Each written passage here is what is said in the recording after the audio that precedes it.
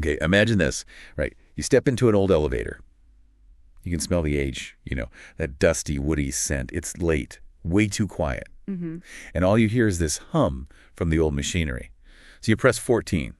You watch the numbers light up, 10, 11, 12, standard stuff. The familiar floors, yeah. But right when you're expecting 14, the display, it kind of glitches, blurs for a second, flickers, and then it stops. Doors hiss open. Oh. And the display reads 13. Right. And for most people, that's just, well, it's superstition, isn't it? Floor number building skip, tradition, maybe ward off bad luck. Exactly. Just make people feel better. No, what if taking a number off a blueprint, pretending it's not there? Yeah. What if that doesn't actually erase the space? Because like you said, the sources say one man stepped out when those impossible doors opened. And things changed for him. Yeah. Permanently. He was never the same. Okay, let's unpack this then. Tonight we are doing a deep dive into these whispers. Stories from inside walls, or maybe trapped between floors.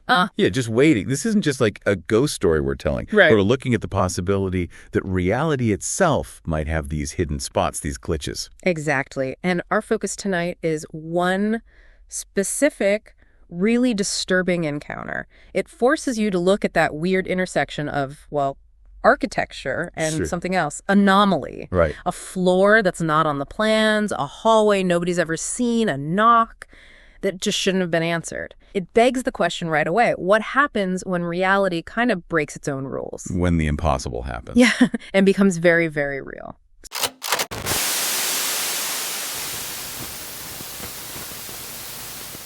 So our story, and it's a really unnerving one from the sources, it kicks off January 2019, downtown Chicago.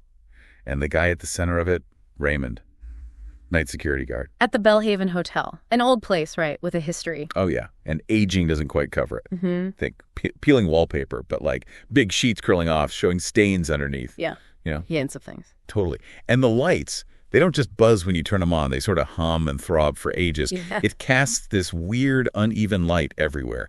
Makes the whole place feel unsettled. And Raymond knew this place. He wasn't new.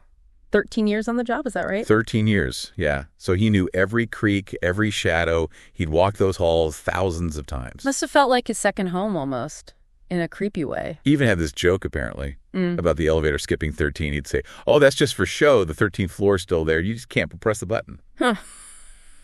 A little joke that's about to get way too real for him. You have no idea. Yeah. So that night starts normally. Mm-hmm. Routine checks, quiet halls. Yeah. Until 2:07 a.m. Okay. That's when he gets a call.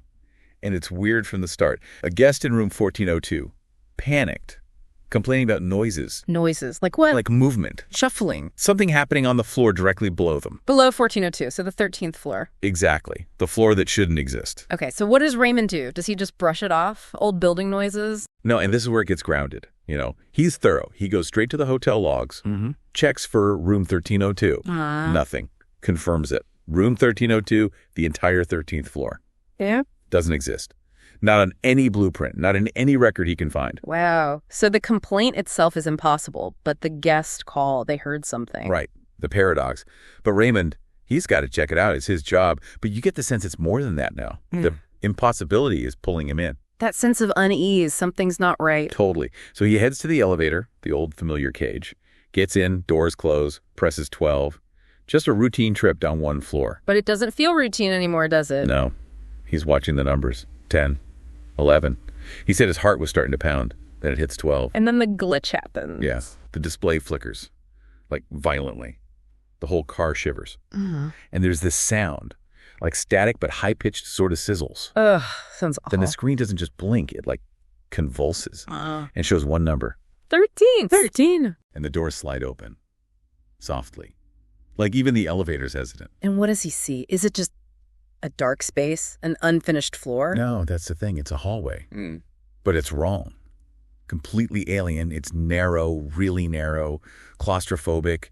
The ceiling feels low. Oppressive. Yeah. And it's cold. Not just chilly. Like a deep, damp cold.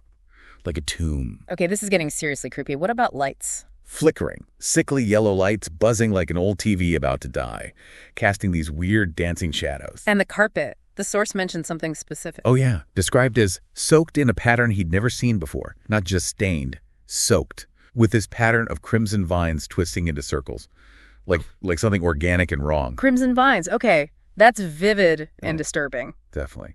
So Raymond, obviously freaked out, grabs his radio first thing, tries to call dispatch. And gets nothing. Just static, thick static swallowing his voice.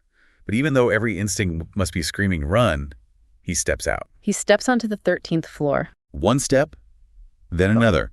He sees actual doors, wooden doors, numbered down this narrow hall. It's real. And there's one door that stands out. Yeah, right at the end, 1313. Oh, of course, 1313. He goes towards it.